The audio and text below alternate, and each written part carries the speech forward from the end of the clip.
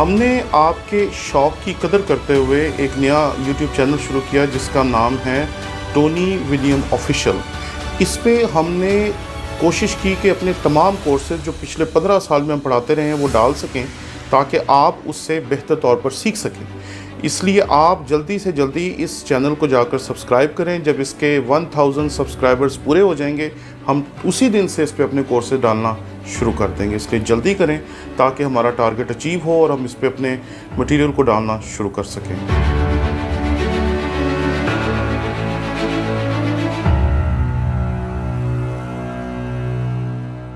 یسوع کے عظیم و جلیل نام میں آپ کے سلامتی ہو۔ میرا نام پادری پروفیسر ٹونی ولیم ہے۔ ذاکر نائک نے اپنے لوگوں سے جھوٹ بولا ہے۔ یہ بات یاد رکھیں کہ اگر آپ کسی اور سے جھوٹ بولتے ہیں تو وہ تو ایک ایسی چیز ہے جسے کسی نہ کسی جواز کے تحت ہم جسٹیفائی کر سکتے ہیں، لیکن جس طریقے سے ذاکر نائک صاحب نے اپنے لوگوں سے جھوٹ بولا ہے وہ ایک ناقابل معافی بات ہے، کیونکہ انہوں نے اپنے لوگوں کو خود دھوکہ دیا۔ وہ جب پاکستان میں آئے تو وہ تقابل ادیان کے ایکسپرٹ کے طور پر آئے، کیونکہ پچھلے 20-25 سالوں میں ہم نے ان کی سی ڈیز دیکھیں، کیسٹس دیکھیں، ان کا جو پیس ٹی وی تھا وہ دیکھا، ان کی کتابیں دیکھی، ان کا کیا کیا نہیں دیکھا ہم نے پاکستان میں، لوگوں کو خریدتے، چھاپتے، بانٹتے، لیکن جو اب دیکھا وہ پہلے کبھی نہیں تھا دیکھا کہ ذاکر نائک صاحب اتنا برا منا لیتے ہیں، اتنے غصے میں آ جاتے ہیں، اتنے خطرناک طریقے سے اپنے لوگوں سے بات کرتے ہیں۔ یہ سب دیکھ کے بڑی حیرانی ہوئی ہے۔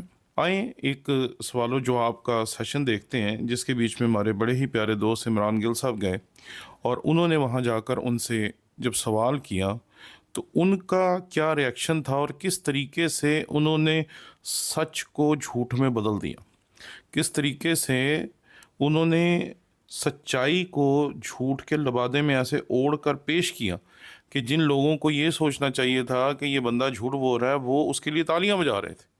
اس لیے آئیں ہم ان کے اس لیکچر کو سنتے ہیں۔ السلام علیکم، میرا نام عمران گل ہے اور میں پیشے کے لحاظ سے ایک ٹیچر ہوں اور لاہور سے ہی ہوں۔ میرا سوال یہ ہے کہ میں نے بائبل مقدس کا کئی دفعہ مطالعہ کیا ہے اور کیونکہ میں تھیولوجی کا اسٹوڈنٹ ہوں تو میں نے قرآن مجید کا بھی مطالعہ کیا ہے، اور اس میں جب میں نے قرآن مجید کا مطالعہ کیا تو پتہ چلا کہ آپ کا نام کیا آپ نے کہا؟ عمران گل۔ آپ مسلمان ہیں کہ غیر مسلم ہیں؟ I am Christian. Christian, okay ji. کیا اور میرا جی سوال واپس سے دہرائیں گے؟ جی میں یہ بتانا چاہ رہا ہوں کہ I am a teacher, theological teacher, اور بائبل مقدس کے ساتھ ساتھ میں نے قرآن مجید کا بھی مطالعہ کیا، لیکن میں نے دیکھا کہ وہاں پہ بہت سی ایسی آیات ہیں جس میں بتایا گیا ہے کہ انجیل، توریت اور زبور میں ہدایت ہے، نور ہے، راستہ ہے، سیدھی راہ ہے، سورہ مائدہ ہے، سورہ انبیاء ہے، سورہ مومن ہے۔ تو پھر اگر ایسا ہے تو کیوں ایسی تعلیم دی جاتی ہے کہ ایک طرف مسلمان کہتے ہیں کہ جب تک ان چاروں کتابوں پہ ایمان نہ لے آئیں ہم مومن نہیں ہیں، مسلمان نہیں ہیں، لیکن دوسری طرف اس کو پڑھتے کیوں نہیں ہیں؟ کیونکہ یہ آپ کی اسلامک کتابیں ہیں، آپ ان پر ایمان لائے بغیر مسلمان نہیں ہیں، تو پھر پڑھتے کیوں نہیں ہیں؟ اور ہمارے مولانا حضرات کیوں ڈسکریج کرتے ہیں مسلمانوں کو کہ ان کتابوں کو آپ نہ پڑھیں؟ ماشاءاللہ بھائی عمران کا بہت اچھا سوال، ایک دم صاف ستھرا۔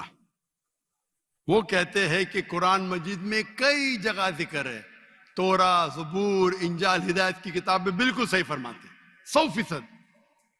مائدہ، بقرہ، بہت جگہ پہ بالکل صحیح۔ ان کا یہ کہنا ہے کہ اگر آپ مانتے ہیں یہ کتابیں ہیں تو مسلمان کے مولانا مسلمان کو پڑھنے کیوں نہیں بولتے؟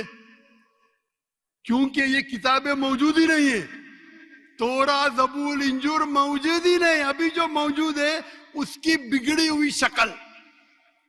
آج کے تاریخ میں آپ ٹیچر ہیں، میں طالب علم ہوں، آپ ٹیچر ہیں نا؟ I am student of comparative religion. جو قرآن میں لکھا گیا ہے کہ انجیل اللہ کی وحی ہے، ہم انجیل کو مانتے ہیں، اللہ کا کلام، بائبل کو نہیں۔ اب یہاں پر ایک بڑی کمال بات انہوں نے کی ہے کہ یہ انجیل کو خدا کا کلام مانتے ہیں۔ یہ بات یاد رکھیں کہ یہ لفظ انجیل جو ہے یہ یونانی زبان کا لفظ نہیں ہے، نہ ہی عبرانی زبان کا لفظ ہے۔ جب آپ کسی اچھی ڈکشنری کو دیکھیں گے جیسے فیروز اللغات یا فرہنگ آصفیہ وغیرہ، تو وہ آپ کو بتائیں گے کہ انجیل لفظ جو ہے دراصل یہ یونانی لفظ سے ہے. انجیل لفظ کبھی بھی یونانی لفظ نہیں تھا. تو آپ ہمیں کہہ رہے ہیں کہ انجیل دکھائیں. ارے بھائی انجیل جو ہے تبھی انجیل ہوگی جب وہ عربی میں لکھی جائے گی. یہ ایک بڑی خوبصورت بات کہتے ہیں جس کو دیکھ کر لوگ سمجھتے نہیں ہیں. وہ سمجھتے ہیں کہ ہمیں انجیل دکھانی چاہیے, یہ بائبل دکھا رہے ہیں. اب بائبل ہے کیا؟ اب یہ جو بات کہہ رہے ہیں وہ ایک حد تک درست ہے, کیونکہ یہ سچ اور جھوٹ کو ایسا ملاتے ہیں کہ آپ جو عام لوگ ہیں وہ سمجھ ہی نہیں پاتے کہ یہ کس طریقے سے سچ اور جھوٹ کو ملا رہے ہیں. ابھی دیکھیے گا کہ یہ بائبل کے بارے میں کیا کہتے ہیں. بائبل کیا ہے؟ بائبل یہ لفظ کہاں سے آیا ہے؟ From the word ببلوس. ببلوس مطلب کتابوں کا کتاب. صحیح کیا نہیں؟ آپ ٹیچر ہے. اب یہ بات بالکل صحیح کہہ رہے ہیں, کتابوں کی کتاب, یعنی کہ ایک ایسی کتاب جس کے بیچ میں بہت ساری کتابیں جمع کی گئی ہیں, جس میں اگر ہم اسلامی تقسیم کو ہی سمجھ لیں تو توریت, زبور اور انجیل اس کے بیچ میں ہے.